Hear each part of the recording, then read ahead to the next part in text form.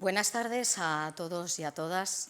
Muchísimas gracias por acompañarnos en este marco incomparable de recuerdo y de impulso de la ciencia, de la investigación, de la literatura, de grandes hombres y grandes mujeres de la historia y para la historia.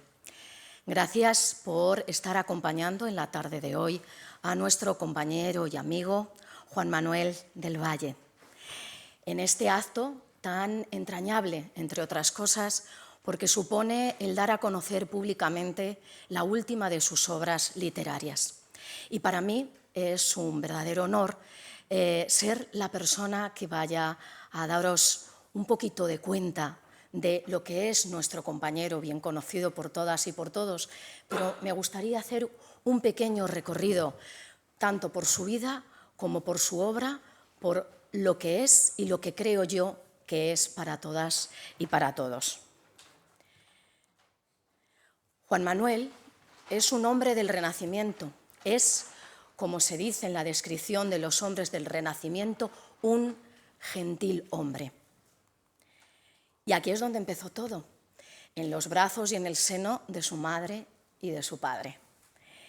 Y aquí avanzó su vida y su historia, gestándose ese hombre múltiple y docto, con su familia y con la familia que creó, hilando su conocimiento abarcante a través, entre otras cosas, de la música, cultivando las artes, entre otras la que hoy vamos a observar, que será su literatura, pero como veis, también su música, de la que da cuenta en las páginas del libro que hoy presentamos. Y trazando su erudición, no solo la de él, sino la de algún otro compañero que tenemos aquí, divulgando su conocimiento a través de los múltiples foros en los que ha impartido ese conocimiento. En el ámbito de la administración pública, en el ámbito del derecho público y en el ámbito del derecho universitario en particular, potenciando su curiosidad científica en otros tantos foros, tanto como oyente como participante, en la búsqueda siempre de su propio punto de fuga, como podéis observar, acompañado siempre por extraordinarias personas y extraordinarios músicos, entre otros también sus hijos. Estudió la luz diáfana y gestó sus propios claroscuros en las páginas para la historia, las que hoy vemos y vamos a homenajear, pero también otras que hemos tenido oportunidad de presentar en otros lugares y en otros foros, en otros momentos y en otros lugares, con otras compañeras y con otros compañeros. Reconocido por ser, en nuestro mundo del derecho universitario, un descubridor, como vemos en estas imágenes en la entrega de uno de esos premios. Y también es un humanista, en el más amplio sentido de la palabra, para y con las personas, para y con el conocimiento, para y con la sabiduría que ha ido engendrando al paso de los años. Integrador de valores, de todo tipo de valores, desde la sonrisa a la humanidad, a la sabiduría y también al compañerismo, uno de sus grandes valores. Siempre en la senda de la valoración del hombre y la búsqueda de su bien. Como podéis observar, efectivamente estoy describiendo a ese gentil hombre del Renacimiento. Le vemos en multitud de mesas. Es la mesa del diálogo, de los debates, de las copas, de las risas, de las palabras, de la amistad. Hombre de espíritu universal, acompañado en las chanzas y en las serias, en todos y cada uno de sus momentos y de sus vivencias. Y hoy, enseñándonos las esquinas sin embustes, redescubriendo aquella universidad que fue y esta universidad que seguimos siendo, ayudándose de 3 representantes del Ministerium, que es servicio: el de la ciencia, señor Marín González; el de la educación, señor Gurrea Casamayor; el de la universidad, señor Cerdán Ortiz Quintana. Y ello bajo las notas del sabedor de la música, señor Pardo. No le quitemos ojo ni oído y pasemos, por favor, todos a este otro lado del hemiciclo para continuar con esta presentación.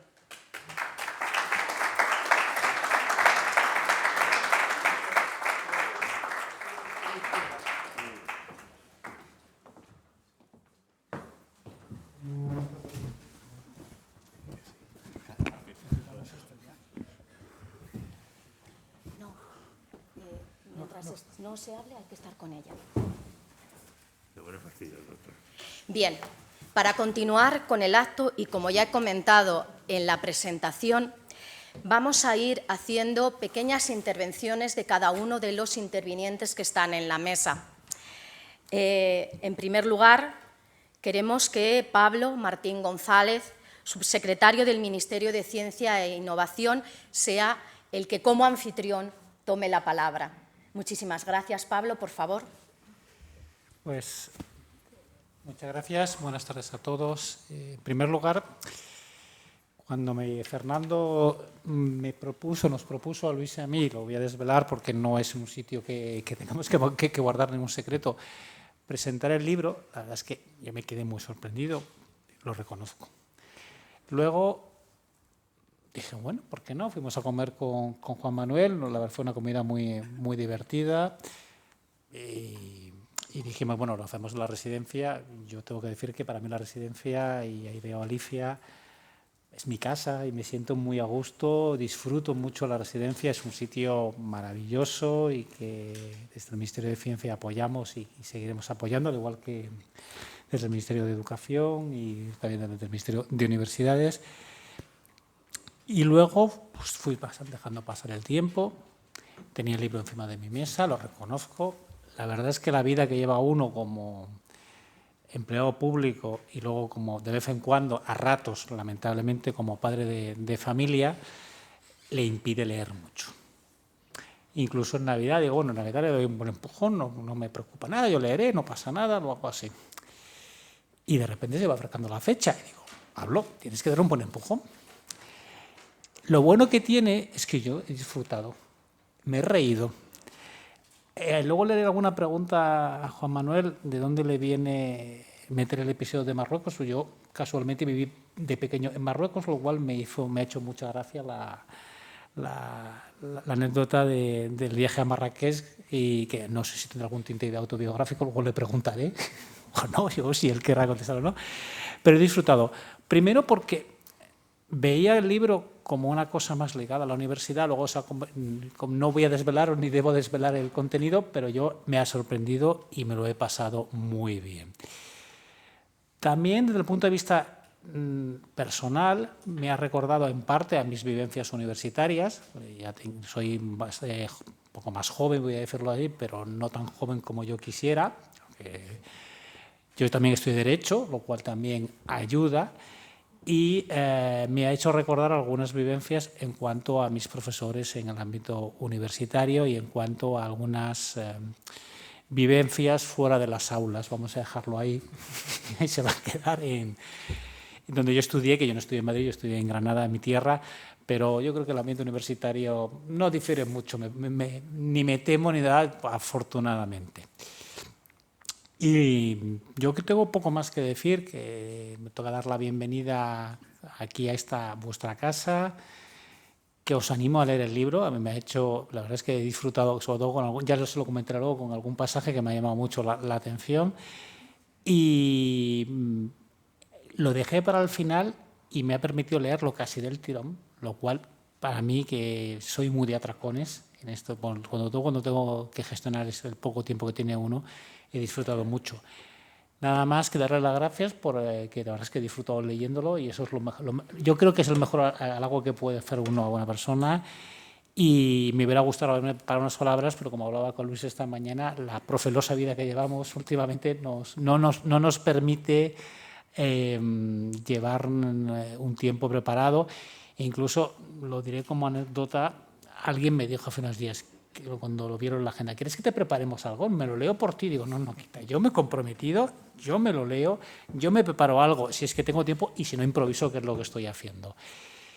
Lo cual me da cierto vértigo hablar en este sitio, como es la residencia de estudiantes, sin haberme parado, doy fe, ni un solo papel, mientras que venía el coche, he pensado 2 o 3 de ideas, y digo, bueno, pues ya algo contaré y no haré mucho el ridículo. Nada más que eso, que darle las gracias al autor. Y la verdad es que para mi gusto es divertido compartir la mesa con 2 de mis compañeros y con 2 autores de verdad del mundo musical y del mundo de la escritura, y de alguien que ha escrito mucho sobre derecho universitario, que fue mi ocupación como subsecretario de Ciencia, Innovación y Universidades durante año y medio. Me hubiera gustado que hubiera sido más, porque yo antes trabajé en el ámbito también del ámbito universitario, en el ámbito de la internacionalización de la educación una temporada, y disfruté mucho con el mundo universitario. Sigo disfrutando, aunque ya desde el punto de vista de la ciencia, que es más diferente, no es el día a día, que no le rindo la ganancia al pobre Luis, la complejidad de un mundo muy interesante por otra parte, y a Fernando, que también fue responsable de esa materia durante una temporada, creo yo. Nada más, que muchas gracias, y yo espero no haber dicho ninguna tontería, que es lo que suelo siempre preguntar. O, como le digo a veces a alguna de mi gente, he roto algo, pero si no he roto nada, muchas gracias, Juan Manuel, y nada más, muchas gracias. Muchas gracias.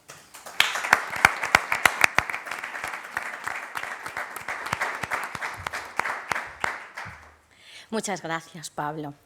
Y ahora cedo la palabra a Fernando, que aparte de ser el representante aquí del Ministerio de Educación y Formación Profesional, pues es un entrañable amigo y por lo tanto es un honor para mí poderle ceder la palabra.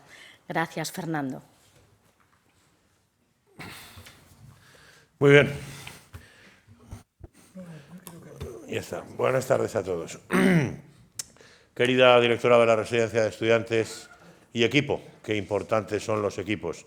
Sin ellos no haríamos absolutamente nada.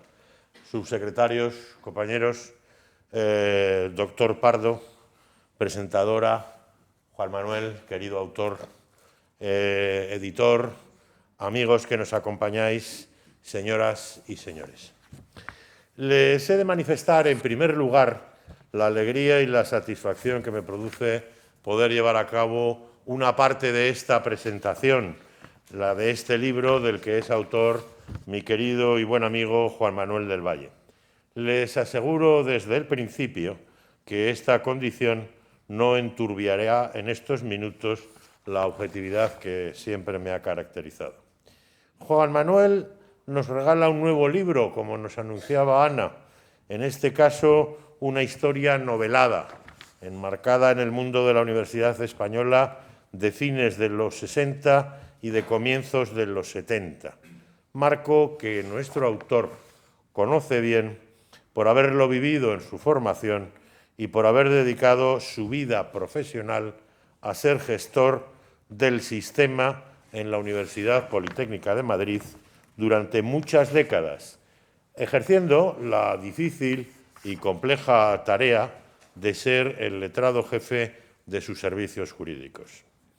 Esa es la razón por la que comparecemos hoy ante ustedes en esta presentación los 3 subsecretarios ministeriales que gestionan las atribuciones administrativas de la educación en España en estos momentos, la no universitaria, la universitaria y la de ciencia e investigación, conocidos popularmente como los 3 Terones.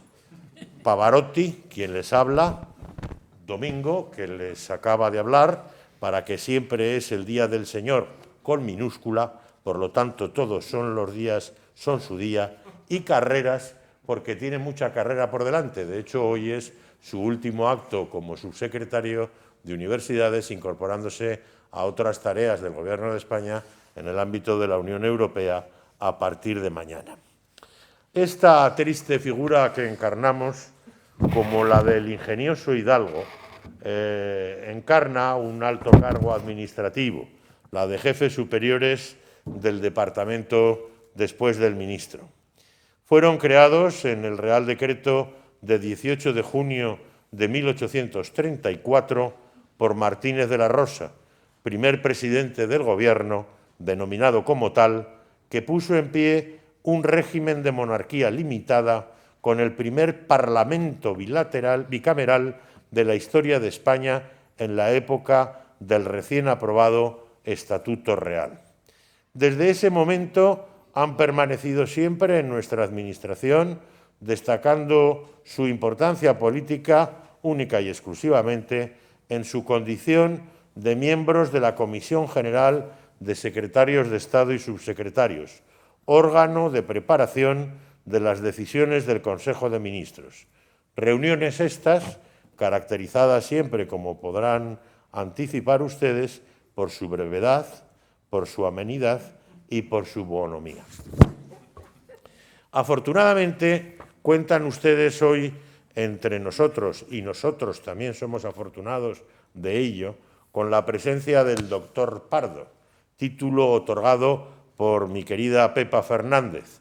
El doctor Pardo es un verdadero maestro de la historia de la música, caracterizado por sus eruditas y divertidas intervenciones y selecciones musicales, con el que hemos pasado agradabilísimas horas de radio y televisión, aprendiendo y disfrutando de la música, una de las grandes protagonistas de este libro que presentamos hoy. Aprovecho la ocasión para pedirles a los subsecretarios de Universidades y de Ciencia e Investigación un doctorado honoris causa para el doctor Pardo y la dotación de una subvención para un programa de investigación. Eso sí. La subvención. Las dos cosas son útiles, maestro. ¿Van unidas? Van unidas y son útiles, te lo garantizo.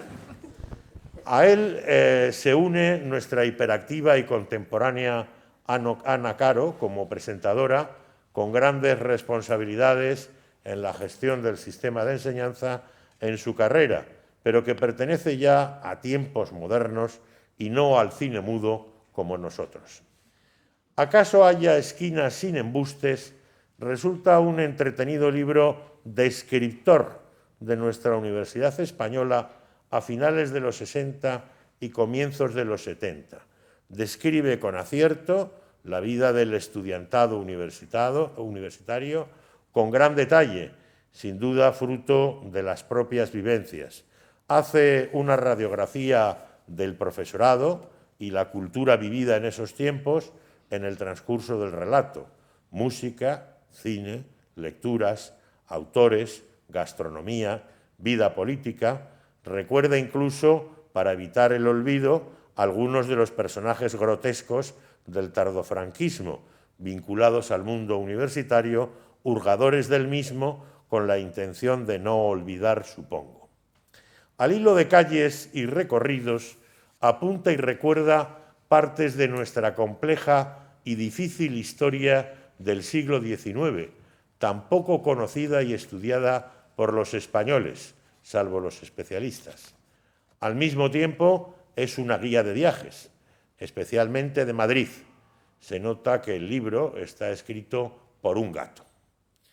Pero también del Levante español, de París y de Marrakech, lugar este último, Marrakech, con la Pobla de Farnals, donde el autor debió protagonizar personalmente alguna aventura, supongo amorosa, de gran calado, de las que dejan huella, aunque eso no nos lo desvela en el libro y igual se atreve a hacerlo aquí, hoy, en su intervención. Hay mucha vivencia personal, eso que surge de dentro en el relato, y sirva de ejemplo la formación en la licenciatura en Derecho, la práctica de la abogacía, crítica a la política y, sobre todo, praxis de la misma en la universidad con los mismos males de siempre, algunos acentuados. Recuerda a algunos ministros de Educación, las partidas de mus, que tanto furor causan en Madrid, los locales históricos de música, algunos de ellos lamentablemente desaparecidos, citas de músicos, canciones y otras muchas cosas. Por cierto, la palabra más repetida en el libro es cerveza. Compruébenlo. Yo no quiero hablarles del libro, lo harán los otros presentadores, No obstante, tenía que superar la difícil prueba de demostrarle al autor que lo he leído. Espero haberla superado. Lo que quiero es darles dos pinceladas para complementar algo de lo que ha explicado Ana Caro al principio de nuestro autor, de Juan Manuel del Valle. Durante 30 años ha sido conocido como el director general de los servicios jurídicos de las universidades españolas públicas y privadas. En el año 1987, la Abogacía General del Estado deja de asesorar y representar a las universidades, atendida la aparición de intereses contrapuestos entre el Estado y la estrenada autonomía universitaria desarrollada en la LRU de 1983. Las universidades habían pasado de ser organismos autónomos a algo que no sabían y que les costó encontrar: administraciones independientes con cierta y mínima vinculación a la administración de su creación y de la que depende en gran parte su sostenimiento, no todo. Esta circunstancia hizo inevitable la creación de los servicios jurídicos propios de las universidades públicas y también de las privadas, que empezaban a ser reconocidas en ese momento. Conocí a nuestro director general, nombrado por acclamatio romana, golpeando las tropas el pilum con el scutum, muy a principios de los 90 en la universitaria ciudad de Salamanca, aunque antes habíamos hablado por teléfono en innumerables ocasiones, compartiendo criterios jurídicos y de orientación en diversos tipos de pleitos. Recién llegado, me encontré a un señor subido a una escalera de carácter principesco en el Gran Hotel de Salamanca que arrancaba del patio principal, haciendo una encendida proclama en vehemente discusión con medio centenar de personas que estaban al pie de la escalera. El apasionante tema, sin el cual no se puede conciliar el sueño todos los días, era la articulación efectiva del artículo 11 de la entonces Ley de Reforma Universitaria, hoy artículo 83 de la vigente Ley de Universidades, con redacción más ampliada. Decía el precepto de 1983: los departamentos y los institutos universitarios y su profesorado a través de los mismos podrán contratar con entidades públicas y privadas o con personas físicas la realización de trabajos de carácter científico, técnico o artístico, así como el desarrollo de cursos de especialización. Los estatutos de las universidades establecerán el procedimiento para la autorización de dichos contratos y los criterios para la afectación de los bienes e ingresos obtenidos. La articulación práctica de este precepto y su contenido no era de fácil solución, con grandes problemas de materialización en realización con los contratos, la gestión de las retribuciones añadidas al profesorado, sus incompatibilidades, los porcentajes que debía ingresar la universidad, las relaciones con Hacienda y Seguridad Social, las auditorías, la propiedad industrial y la propiedad intelectual, las patentes, los 100 folios de la ponencia de Juan Manuel del Valle, que presentaría en el Congreso al día siguiente, escritos todavía en Olivetti 98, serían la guía para resolverlos y pauta también para el legislador del futuro.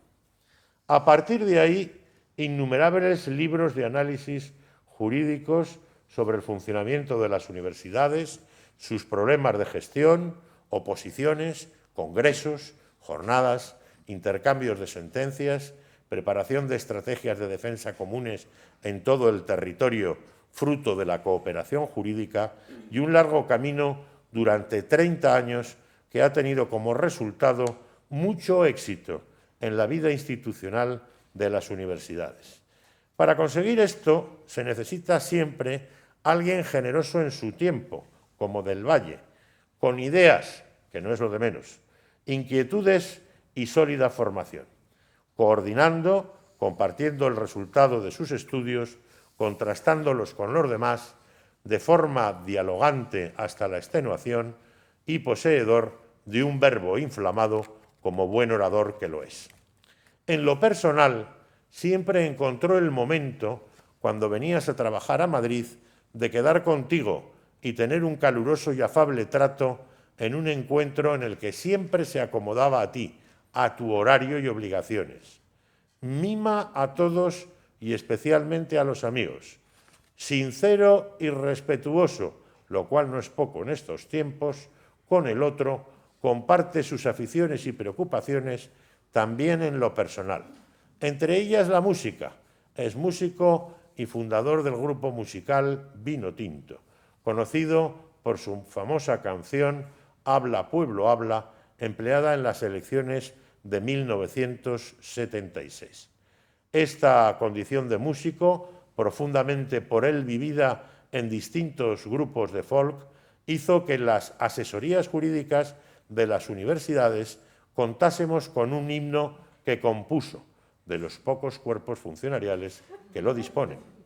En la época que desempeñé este cometido, hacía de transporte urbano con los funcionarios que vivían en mi urbanización y todos oían el himno en el coche todos los días. Se lo aprendieron y te recibían en los servicios administrativos entonando el himno. He consumido el tiempo asignado. Espero que estos fugaces destellos les hayan ayudado a conocer algo a nuestro autor de hoy. Esa era mi pretensión. Enhorabuena, querido Juan Manuel, por este nuevo éxito. Directora de la residencia, muchas gracias por tu invitación una vez más a este templo de Minerva, escuela de libertad y tolerancia, que sigue respondiendo, gracias a vuestro esfuerzo, a los valores de sus inspiradores y fundadores, Giner de los Ríos, Institución Libre de Enseñanza, Bartolomé Cosillo, Jiménez Frau y tantos otros. Gracias a ustedes por su asistencia, por su atención y por su paciencia. Con esto mis palabras terminan, pero mi agradecimiento sigue y sigue y sigue y sigue y sigue y sigue y seguirá siempre hasta el infinito. Reciban todos un abrazo crujiente y hojaldrado de este subsecretario que está a su disposición.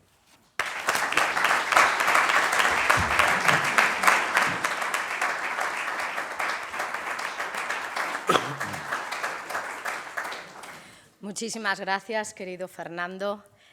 Como pueden ustedes comprobar, si han observado mi presentación, cuando hablaba de cómo el gentilhombre había aprendido de locuacidad y de verbo fluido, estaba acompañado del señor Fernando en esa mesa y en esa imagen histórica. Por algo es, y ustedes, el que no le haya conocido con anterioridad, lo habrán podido comprobar. Muchísimas gracias, Fernando, por haber recordado tan gratos momentos y tan gratos lugares compartidos del conocimiento, la superación y esos análisis tozudos y extensos de muchas de nuestras normas y de muchas de nuestras prácticas y pláticas que hemos tenido que hacer, no solo en esas mesas que hemos visto en la fotografía, sino también en otras mesas donde no había café ni tan siquiera y solo había momentos de mucho debate y de mucho análisis profundo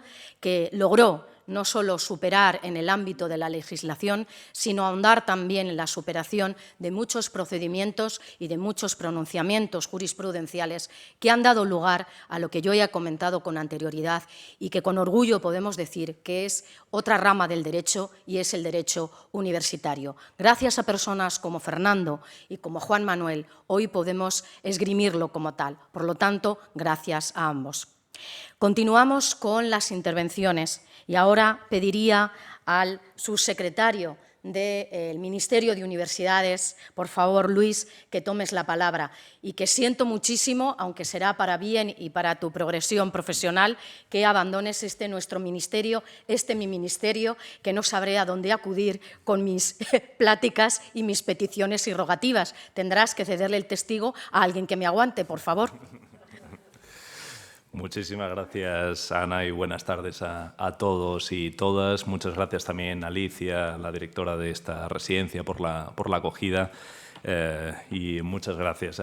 Es un placer compartir esta mesa con estos compañeros, con estos ilustres compañeros y con esta compañera. Y un placer, además, compartir la tarde de hoy para presentar precisamente ¿Acaso haya esquinas sin embustes?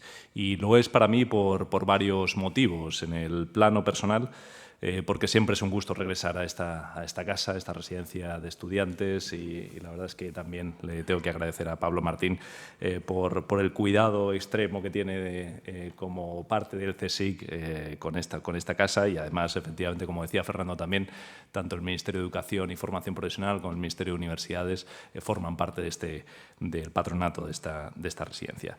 Y este es un enclave de cultura y saber con tanta historia como presente, y hablar de las residencias, hablar de Lorca, es hablar de Buñuel, es hablar de Dalí, es hablar de Unamuno, de Severo Ochoa, y también de grandes personalidades internacionales, de Le Corbusier, es hablar también de Keynes, es hablar de muchísimas personalidades que han estado en este mismo espacio que hoy nos acoge. Y también es hablar, y lo decía Fernando, de la Institución Libre de Enseñanza, y querría añadir de la Junta de Ampliación de Estudios, y eso decía que me toca en lo personal, porque me conectan también con mi anterior cargo en México, en la Consejería de Educación de México, y precisamente muchas de las personas que se formaron en la ILE y que disfrutaron de becas de la Junta de Ampliación de Estudios, lamentablemente tuvieron que partir al exilio, y México fue el lugar de acogida, y una de las personas que precisamente impulsó esa acogida fue Alfonso Reyes, que también fue un asiduo de esta casa, o sea que es especialmente emotivo el venir aquí, ¿no? Además, alguno de esta mesa también ha sido residente en esta residencia, valga la redundancia, así que creo que no desvelo ningún secreto.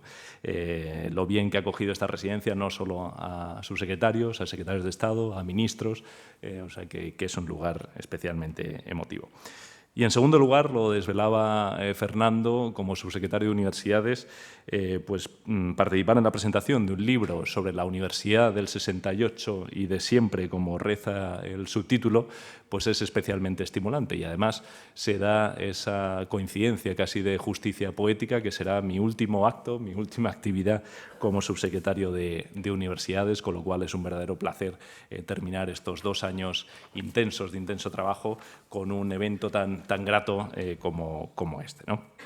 Y creo que han sido 2 años realmente complejos, intensos, y hemos tratado de impulsar reformas en el ámbito universitario, pero creo que nada de lo que hacemos desde este Ministerio de Universidades sería posible sin todo el trabajo previo que han hecho los que nos han precedido, como el propio Juan Manuel, como el propio Fernando y como el propio Pablo, o sea que yo estoy especialmente agradecido por ese lado. Y en tercer lugar, es un honor compartir, como decía, mesa con estos compañeros de batallas y aventuras, con los 2 subsecretarios y con Juan Manuel, con José Ramón, con el doctor Pardo y con la propia Ana. Yo conocí a Juan Manuel hace relativamente poco, como decía Pablo, en una comida muy agradable, y ahí ya pude comprobar su gran sabiduría sobre la propia universidad, su gran labor y finura jurídica, y su gran vocación de servicio público. 32 años en la universidad dirigiendo los servicios jurídicos, otros tantos también en la propia Universidad Politécnica de Madrid en la última época, pero hoy sería parte fundamental de lo que hoy es el Ministerio de Universidades, y trabajó, como ya adelantaba Fernando, incluso antes de que las propias universidades tuvieran esa sacrosanta autonomía universitaria. Y todo ese saber, todas esas anécdotas, todas esas historias debían aparecer en un libro, así que muchísimas gracias, Juan Manuel, por haberlo hecho. Y vale la pena recordar que él ya se había estrenado en otra obra, la de los 10 pecados para los empleados públicos, que creo que todo servidor público debería leer, y ahora que a partir de mañana tendré un poco de tiempo libre, creo que voy a tratar de releer también para ver todos aquellos pecados que cometemos los servidores públicos, y tratar de fortalecer aquellas virtudes y tratar de reducir nuestros posibles fallos, ¿no? Y la verdad es que en aquella comida en la que nos conocimos ya se podía intuir lo que he podido verificar después al leer Acaso haya esquinas sin embustes, ¿no? su capacidad literaria para conjugar el amor con el humor, la historia con mayúsculas con las historias en minúsculas, en pintar un lienzo de la universidad de finales de los 60, principios de los 70, pero también de la universidad de hoy en día. Y como valenciano, como jurista, la verdad es que, y además que vino desde Valencia a Madrid, precisamente recorrió ese trayecto que hace uno de los personajes y es uno de los hilos conductores para ejercer, en mi caso como servidor público, la verdad es que hay historias con las que me identifico al completo, ¿no? También incluso con ese síndrome del impostor que narra de forma magistral y vibrante en uno de los primeros capítulos y que nos hace a muchos, no sé si a ustedes les habrá pasado, el pensar que quizá nos faltaba una asignatura para aprobar o que nos faltaba un examen o el título universitario no era correcto cuando íbamos a acceder al servicio público, ¿no? Y la verdad es que yo pocas personas he conocido que puedan combinar el estilo jurídico con el estilo lírico, con la maestría que lo hace, es Juan Manuel. Y por mi lado, les confesaré que abusando de la confianza le pedí su valoración jurídica para preparar una contestación a una demanda que teníamos encima de la mesa contra la normativa que habíamos impulsado desde el Ministerio en relación con la creación y el reconocimiento de universidades y precisamente para poner cierto coto o poder garantizar y preservar la calidad de los proyectos universitarios y garantizar el servicio público y que no se produzca especulación educativa, le llamaría yo. Y solo él es capaz de escribir, y cito textualmente, comienza con un exordio sobre el tan polisémico y en alguna medida metajurídico sentido de la autonomía, para luego aseverar que se va a derivar una insuficiencia esencial de enfoque a las cuitas que van a desgastar sus folios impugnatorios. Incluso llega a afirmar la carne y la sustancia del derecho fundamental la pone la vida cotidiana de cada universidad, alguna de las cuales no ha sido ajena al derramamiento de metafórica sangre en sucesos individualizados. Es decir, un auténtico deleite de nota para defender precisamente el derecho fundamental a la educación, también la educación universitaria, al servicio público de docencia, de investigación, de transferencia y conocimiento que deben realizar nuestras universidades y, ¿por qué no?, la función esencial de la universidad también de creación, de difusión y de extensión y preservación cultural. No me extiendo más, quería finalmente darte la enhorabuena otra vez, Juan Manuel, por hacernos vibrar, por hacernos reír con esta obra y te deseo el mayor de los éxitos y espero que ya estés pensando en la nueva obra para el disfrute de todos nosotros. Así que muchísimas gracias, Juan Manuel.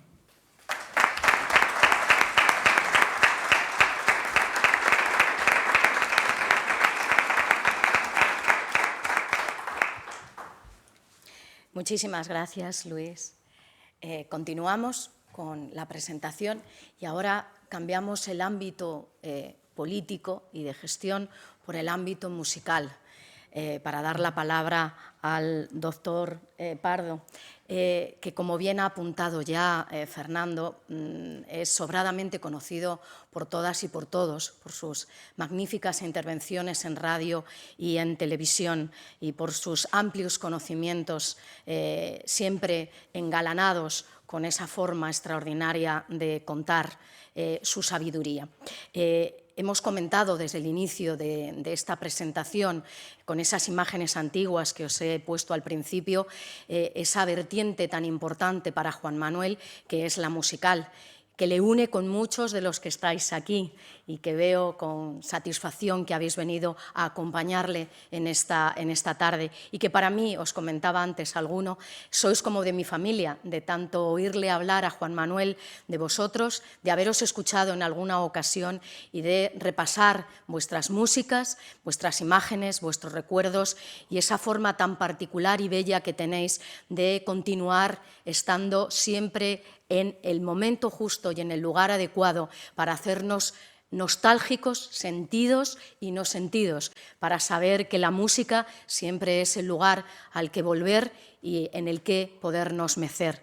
Por eso, doctor Pardo, por favor, vaya cerrando esta mesa antes de darle la palabra al autor. Muchas gracias. Muchas gracias. Muy buenas tardes. Muchas gracias a todos ustedes por estar. A Alicia, suficientemente alabada por mis ilustres compañeros. Por cierto, ilustres o ilustrísimos. Ninguna de las dos cosas, señores. Excelentísimos. No, no. ¿No tenéis título? Solo señores ya. Hemos perdido todo. El sueldo, la dignidad, la paciencia y el título. Eso Señores tiene ya, solución. solo. Ustedes me habrán visto mientras hablaban que yo tomaba notas y pensarían que era para hablar de esto. Estoy redactando el contrato con los 3 subsecretarios para lo de doctor honoris causa y para la subvención. Al final, mientras el autor firma el libro, nosotros firmamos el contrato por cuadruplicado. Bueno, cuando Juan Manuel, excelentísima persona y gran amigo y gran músico, me vino a ver y me trajo este libro, me dijo, me gustaría que participaras en la presentación. Y dije, pero ¿de qué trata? ¿No? Es eso, la Universidad del 68 y la de siempre, pero hay mucha música. Lo tomé y descubrí una novela apasionante. En realidad es como si fueran 2 novelas. La primera parte es costumbrista, ya lo han dicho, cuenta la entrada de un chaval de provincias que llega a Madrid y lo que sucedía en la universidad, donde además por edad y condición he participado. Yo estudié también en la Facultad de Derecho de la universidad, he sufrido los mismos profesores. Sí, y además me matriculé también en Filosofía y Letras, que estaba enfrente.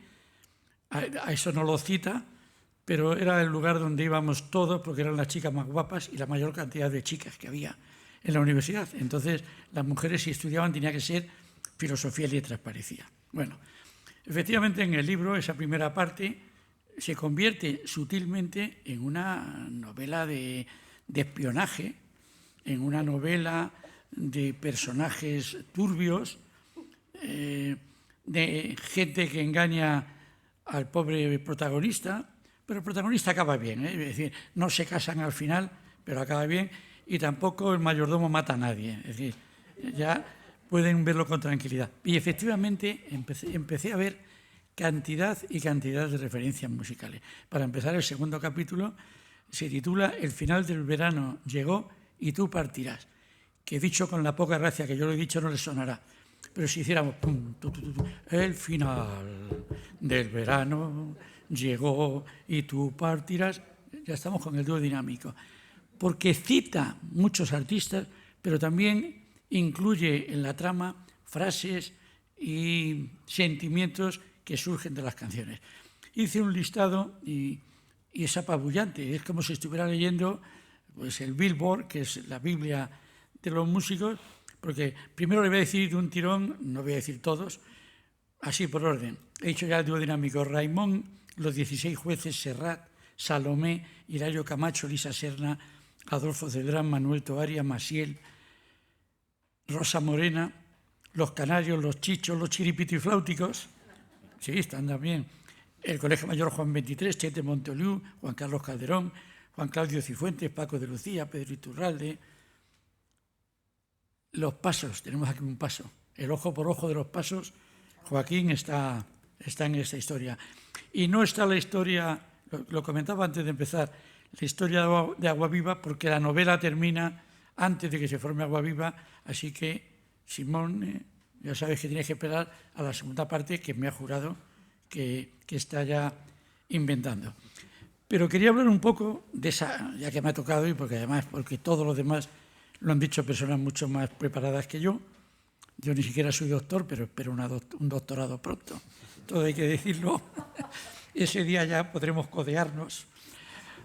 He dividido los artistas en varias categorías. Por ejemplo, habla mucho, lógico, de la canción política de la época. Narra, y lo mete dentro del argumento, porque están allí los protagonistas, el famoso concierto de Raimón en la universidad. Habla de los 16 jueces, no sé si conocen la historia, es que yo no hablo catalán ni en la intimidad. El setze jutges, casi nada, es una frasecita que dicen los catalanes para ver si sabemos hablar catalán. Yo me rajo en la primera, pero la traducción sería: 16 jueces de un juzgado comen el hígado de un ahorcado. Todo esto, aparte ya del mensaje dicho en catalán, es como si le pides a un ruso, que es muy divertido, que diga lo del perro de San Roque no tiene rabo, porque Ramón Ramírez, Rodríguez, lo que sea, se lo ha cortado. Es decir, esas habilidades que tenemos para estas cosas. Habla, se burla, organiza una especie de curso y tribunal con los echechuches, como dicen ellos, pero también están ahí la Canción del Pueblo, que era un grupo de Madrid, Hilario Camacho, Adolfo Celdrán, Elisa Serna, Manuel Toaria, todo el mundo le recuerda como el hombre del tiempo, pero toca muy bien el piano y fue acompañante de algunos de los primeros cantantes que participaron en una editorial que debería haber seguido, se llamaba Edumsa. Y lo digo aquí, que estamos en ambiente universitario. Edumsa significa Editorial Musical Universitaria Sociedad Anónima. Es decir, si la universidad hubiera tenido un departamento de música para hacer esas grabaciones, hubiéramos disfrutado de mucha música que ha quedado apagada, oculta, porque las grandes compañías no les parecía comerciales y a los políticos les molestaba mucho. Sigo, habla del Festival de Benidorm, habla de los chichos, ni más ni menos, etc. Habla, ya lo he dicho, de los chiripitifláuticos. Son parte de nuestra niñez. Cuando digo nuestra, digo la de él y la mía. Los demás sois todos mucho más jóvenes. Es decir, habla de los hippies, habla de la canción San Francisco, de Scott McKenzie, aquella que decía, si vas a San Francisco, no dejes de ponerte flores en los pelos. Habla, más raro, de los Yardbirds y de Jimmy Page, el guitarrista que luego fundó Led Zeppelin. ¿Y por qué habla de ello? Porque en una escena de cine de la película Blow Up de Antonioni suena esta música. Como veis, es un maestro de referir todas estas historias. Habla de los gritos de Julio Iglesias, de Bruno Lomas, de Los Ángeles, Juan Pardo, Los Brincos, Fórmula Quinta, Pop 2, Bravos, El Submarino Amarillo, Luis Aguilé y la Banda Borracha, y para hacer honor a la universidad, habla del Gaudeamus Igitur Juvenerum Sumus. Es decir, que está absolutamente en todos estos lugares. Se pone moderno, habla del twist. Cuando surge esta historia, el twist ya había pasado, porque la velocidad de los movimientos musicales es brutal, pero todo el mundo recuerda el Let's Twist Again de Chubby Checker. Habla de Miguel Fleta. ¿Y por qué Miguel Fleta? Un tenor de hace muchos años. Porque una de las protagonistas de la novela, y además personaje fundamental en la trama, es una de sus dos hijas. Miguel Fleta tuvo dos hijas cantantes que hicieron un grupo llamado Las Hermanas Fleta, Paloma y Elia. Paloma se casó con un norteamericano, marchó allí y dejó de cantar, y Elia Fleta se convirtió en la mejor cantante de jazz española de la época. Y ahí lo incluye con los personajes que inventan los conciertos del Johnny, el Colegio Mayor Juan 23, de los periodistas como Juan Claudio Cifuentes, que participan en ello. Por cierto, para la gente culta que se pueda sentir un poco olvidada, también habla de la balada para piano número 1 en re menor de Chopin. Es decir, estas dos hojas nada más tienen nombres y están llenas, no tienen historias, tienen nombres. Habla, como no, de la música brasileña, de Mirita Sao, de Antonio Carlos Jobim. Habla de la canción francesa que tanto influyó en esta música, en Me quitte pas. Es decir, habla de muchas cosas, no pone las letras, porque el conocedor del derecho sabe que la Sociedad General de Autores se abalanzaría sobre él. Eso hay que tener muchísimo cuidado con esta historia. Se cita, y hace poco leí un libro de un señor que hablaba de 50 canciones y de cada canción ponía un parrafito, porque le habían dicho que si solo era un parrafito no se podían quejar. Ya lo sabe Juan Manuel, para la próxima puede poner... De hecho, se van a quejar por lo del final del verano llegó y tú partirás, porque eso es claramente... Por cierto, hablo de una canción muy política que todos nos hemos tomado a juerga, que es María Cristina me quiere gobernar. Es una... Sí, todos creemos que es una canción de broma, pero es la canción que los cubanos dedicaban a la reina regente española, María Cristina, justo antes de entrar en guerra con la metrópoli y declararse independientes. Es decir, lo tomamos como una broma, pero resulta que era una canción que tenía mensaje. María Cristina me quiere gobernar y yo le sigo la corriente. Pero no quiero que diga la gente que María Cristina me quiere gobernar. ¿Cantamos todos? No. Bueno. Por cierto, si cantáis yo digo la canción más fácil, que también la citas, que me la he saltado, la he guardado por si queríamos hacer un cántico, era La banda borracha de Luis Aguilé. Todas esas canciones y todos esos artistas están en este libro y no se pierde, no se mete en música, son parte de lo que éramos nosotros, parte de lo que oíamos, parte de lo que bailábamos en los guateques, y todo eso lo va encajando porque son parte de sus vivencias y de su Daniel Samper, que es el personaje que me ha dicho que no tiene nada que ver con él. Lo siento, aquellas juergas en Pobla de Farnás parece que las conoce solo de oídas. Parece ser, dice él. Pero yo estoy esperando la segunda parte cuando ya se confiese. Y con esto y el agradecimiento enorme a esta institución, esta residencia de estudiantes, y a estos señores antes ilustrísimos que me acompañan, y a Ana, pues cedo el turno a Ana para que haga lo que quiera, porque es la jefa. Y yo termino de redactar el contrato y me pongo la mascarilla para que luego no me reconozcan. Gracias.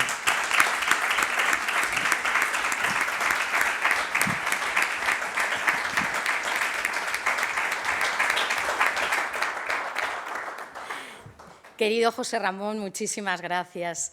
Como habéis visto, ha hecho un repaso maravilloso por las canciones y la música que ocupan un espacio, como ya os anunciaba, fundamental en estas páginas de este maravilloso libro de nuestro querido Juan Manuel. Voy a ceder la palabra a Juan Manuel. Os he hablado de él como el hombre del Renacimiento, el gentil hombre, y hemos visto parte de su vida en imágenes. Ahora quiero comentar solo muy brevemente lo que significa para mí. Juan Manuel es amigo con A mayúscula. Juan Manuel es compañero con C mayúscula. Juan Manuel es maestro con M mayúscula. Juan Manuel es el hilo conductor de gran parte de mi vida. El que supo verme como aquella muchacha a la que le daban el testigo de nuestro derecho universitario, y que estoy intentando llevar el hilo de la mejor manera posible. Pero sin él no hubiera sido posible. Ese amigo, ese compañero, ese maestro. Y antes de cederle la palabra, voy a dedicarle uno de mis poemas. Entre ramas, cobijadas las horas, hipertérrito el descurrir, enhiesto el valor de lo ambiguo, pasamos al abismo, cordeles de seda al infinito, barandas, púlpitos de roca, pendientes rozando la diestra, amasijos de nada acariciando la hiedra. Quedan los segundos, parada, deslumbra, ciega, balanceándoles los adoquines. Hazle un lugar, llegó su hora.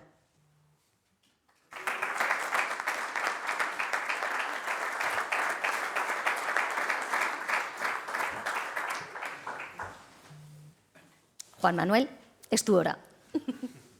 Muchas gracias a todos por gastar un rato de la tarde en venir a acompañarnos. Muchas gracias, directora de este lugar, que para todos tiene mucho más que efluvios. Tiene el recuerdo, tuve el placer de conocer a los dos últimos hermanos vivos de Federico para que me autorizaran una canción, que luego me la robó la Compañía de Canciones del Sur de la EMI Odeón y se la registró como suya y no, ni siquiera lo litigué. Pero este es un lugar esplendoroso para todos los que queremos la cultura. Muchas gracias a esta espléndida mesa de acompañamiento que me ponían esta tarde y en los días precedentes ante el dilema de decir, voy a ser el sexto hablando, ya no tendré qué decir, lo habrán dicho todos, pero no. Ha sido encantador porque no han hecho más que soltarme retos de preguntas que voy a contestar. Lo contestaré con la solvencia que tiene un abogado en estrados, que al final cuenta lo que quiere de lo que hay. Pero desde hace mucho tiempo yo me dediqué a ser abogado de un servicio público y no me gustó mentir, porque la mentira se paga. Y a veces se paga con un libro que habla de las mentiras y de que hay esquinas para escaparse de ellas. Para mí me parece un tema interesante. ¿Por qué?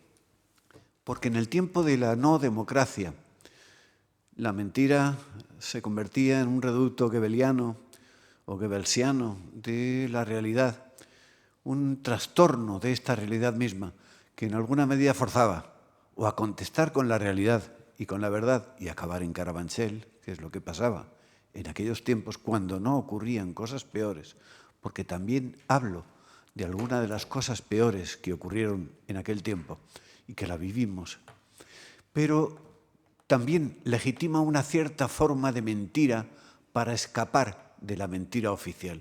De eso va el título.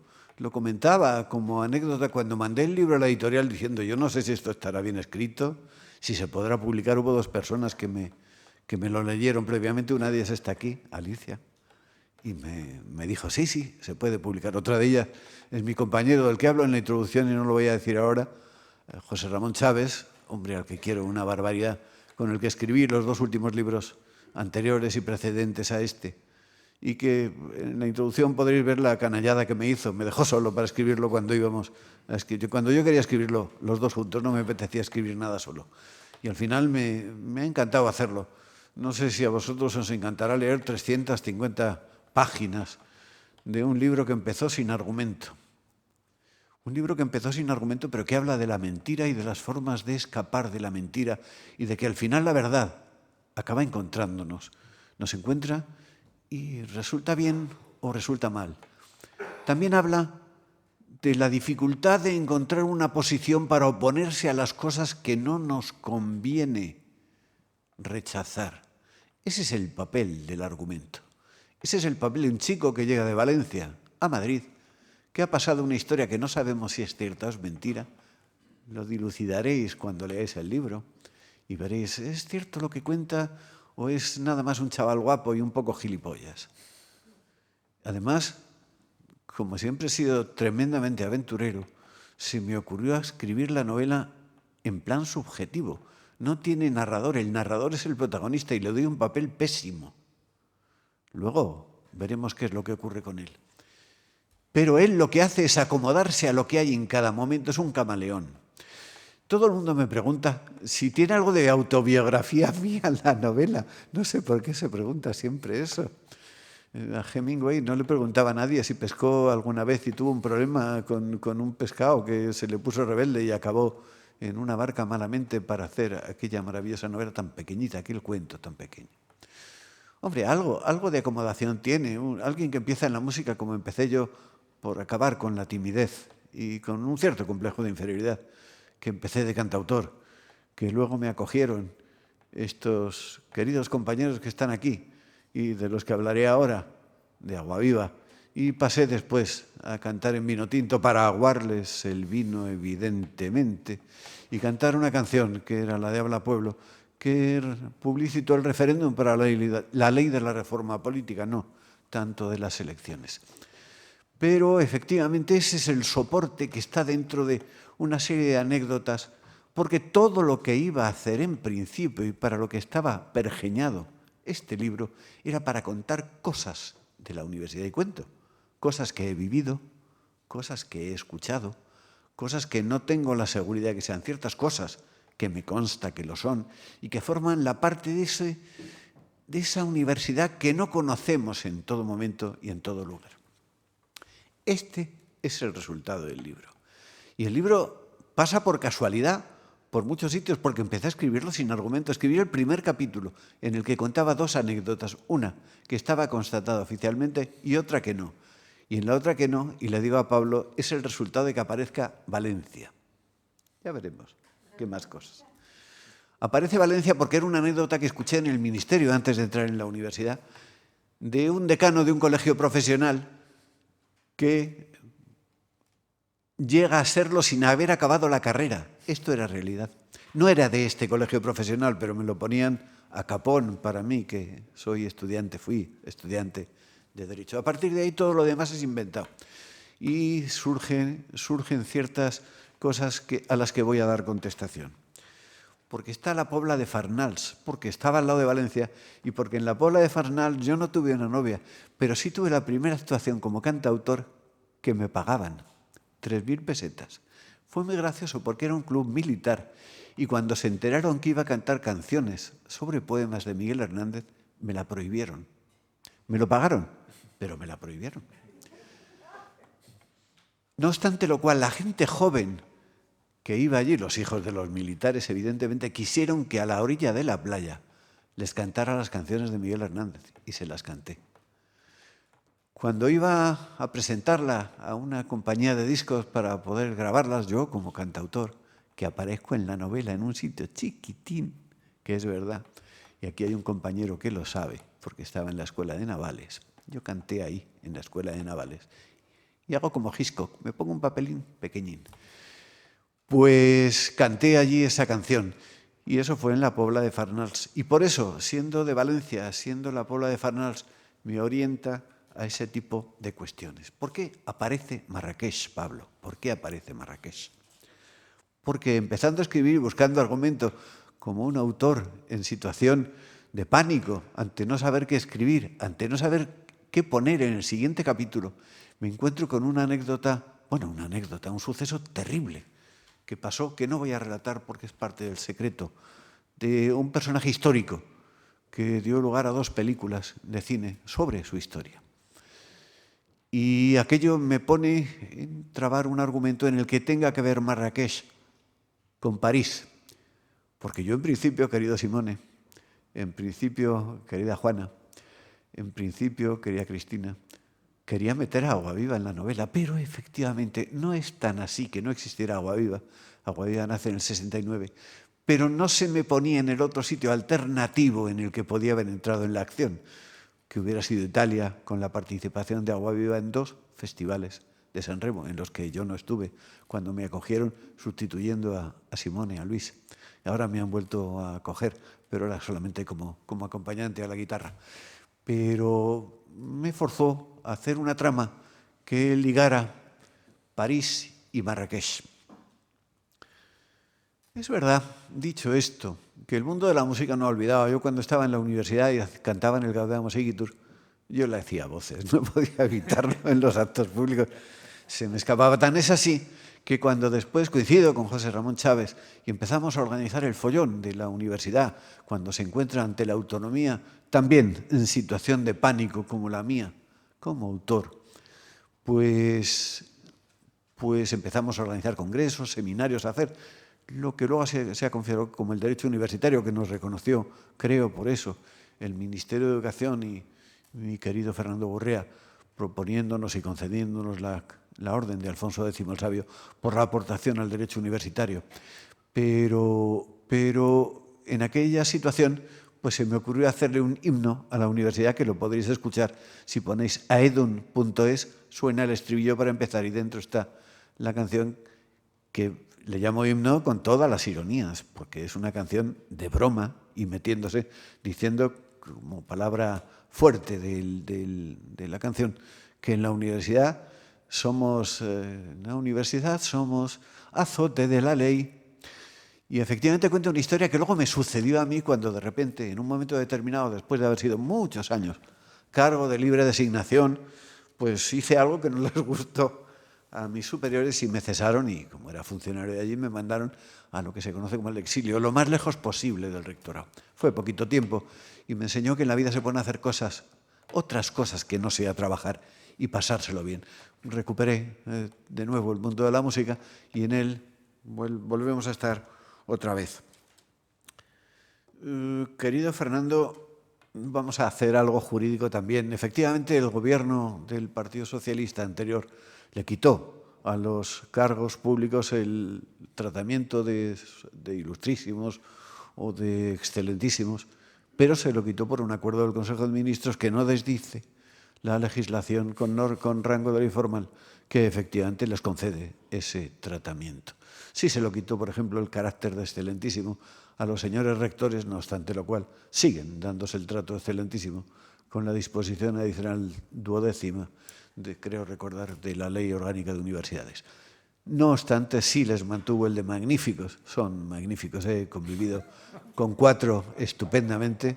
El 5º me cesó y me mandó al exilio y le tengo igual cariño aun a pesar de su incomprensión. Esta novela cuenta cositas de esas de las universidades, no de la vida funcionarial, que eso, si funciona bien esta novela, la siguiente la escribiré sobre el tiempo de la transición y ahí sí que no se librará agua viva de entrar. Porque efectivamente entrar en la trama de un thriller tiene una gracia espectacular. Por eso me metí yo por pura envidia. Voy a mencionarme aunque sea en un sitio pequeñito, como hacía Hitchcock en sus películas. Bueno, el final de la novela no es, para mí no lo ha sido, no es ganar dinero, me trae sin cuidado. Vivo bien con lo que me ha dado el tiempo de trabajo en las administraciones públicas, pero sí me parece muy importante conseguir que os divirtáis leyéndolo.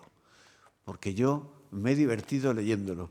Me he divertido menos releyéndolo, retocándolo, revisando las galeradas y le he cogido una manía al final tremebunda. Hablaba con José Ramón en ese momento, no se lee con Joaquín Torres también, al que quiero mucho, espléndido guitarrista, espléndido músico de los pasos a los que les he metido, sin duda alguna, en la obra. Cuando acabas una obra, acabas un poco harto de ella y no la quieres volver a mirar. Yo a veces lo miro mucho tiempo después, algún aspecto concreto y acabo diciendo, pues no estaba tan mal, pues no estaba tan mal. Espero que vosotros os divirtáis. Son 350 páginas, está llena de recursos y resortes de la vida estudiantil, profesoral, que algunos son de esa época, otros son de época posterior, porque yo empecé a trabajar después. En la universidad habla también de los políticos de la época. Todo, si puede ser en clave de humor y con un aroma como la trufa de thriller que nos lleva al final, que no os cuento, y que algo se ha chivado como a Verasturi, José Ramón Pardo, cuando lo ha comentado. Ha hecho una veras, que se dice. Muchísimas gracias por estar aquí. Mucha pena por muchos otros que me han llamado diciendo que no podían venir. Y me gustaría que pasaríais un rato muy divertido leyéndolo. Un rato largo, que son 350 páginas. Gracias a todos.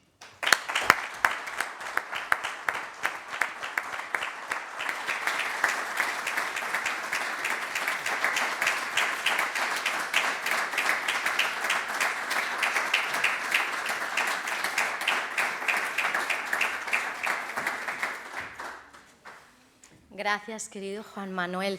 Bueno, y ahora es vuestro momento de todas vosotras y de todos vosotros. Si queréis tomar la palabra y hacerle alguna pregunta a Juan Manuel o alguna reflexión, pues es el momento. Así que nada, a ver si alguien se anima. Ahí tenemos. Hola, buenas tardes, maestro. Yo me lo he pasado muy bien leyendo el libro, la verdad.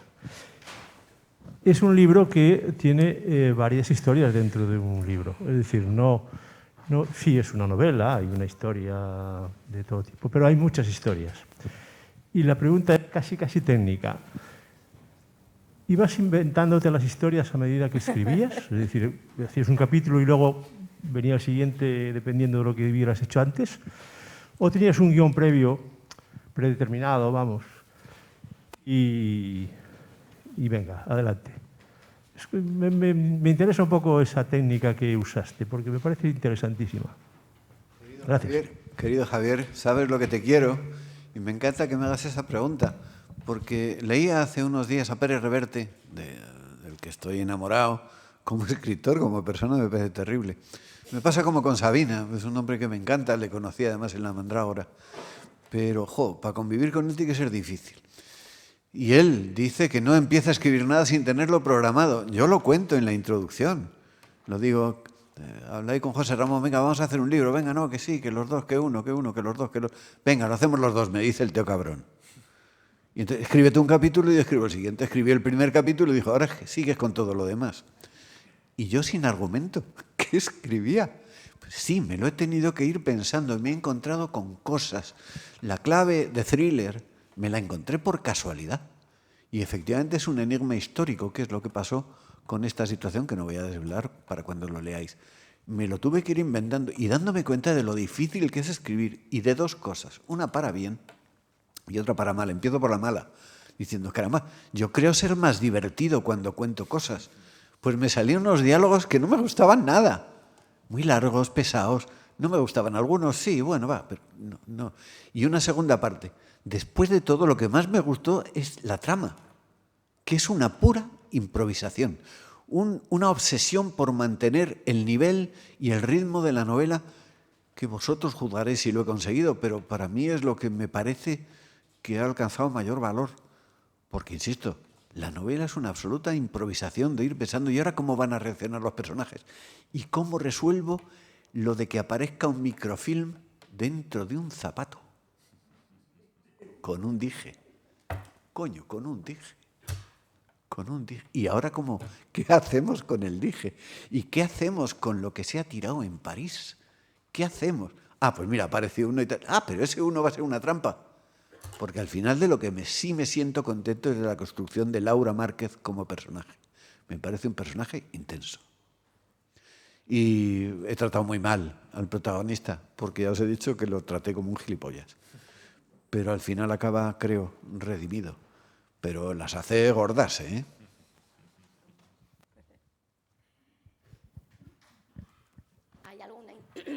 ¿Hay alguna intervención más?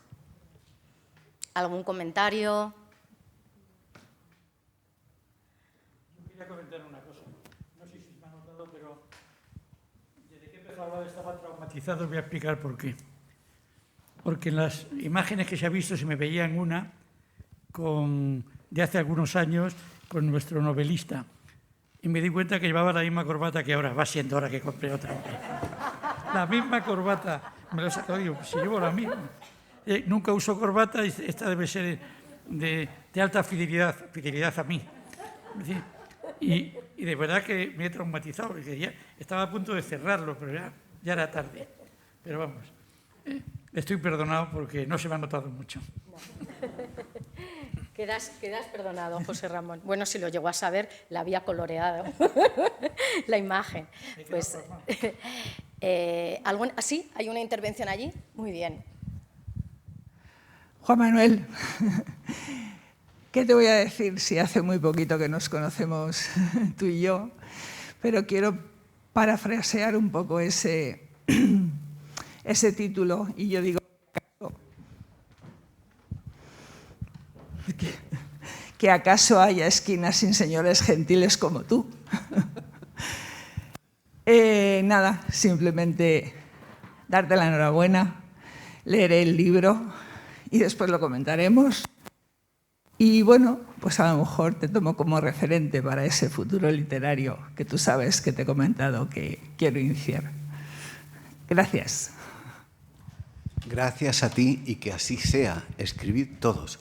Escribiendo lograremos salvar a los letristas de canciones que son candidatas para Eurovisión y que nos van a avergonzar a todos, pudiendo haber elegido una canción, una muñeira maravillosa, que tal vez fuera demasiado folclórica para un festival que es lo más obsoleto que he conocido en mi vida, y al que menciono también en la novela con Maciel y en La La La. Ah, y también es verdad que cito al dúo dinámico porque Ramón Arcusa fue el primer productor del grupo Vino Tinto del que yo formé parte, y es un tipo encantador. ¿Alguien más? Y citas a Los Pasos por La Ley del Talión, porque la única canción que citas de ellos es Ojo por Ojo. Es decir, todo llega dentro del derecho, del mundo del derecho. Para no dejar de contextualizar. Bueno, pues una vez más, muchas gracias a todas y a todos. Quería comentar un breve que se hacen al final, y es que Cristina Bengoa se ha dejado la cartera en el puesto de venta de los libros, ¿de acuerdo? Para que pueda pasar a recogerlo. Y que nuestro autor firma encantado los libros que hayáis traído. Así que, ya sabéis, os podéis acercar. Muchas gracias a todos y a todas.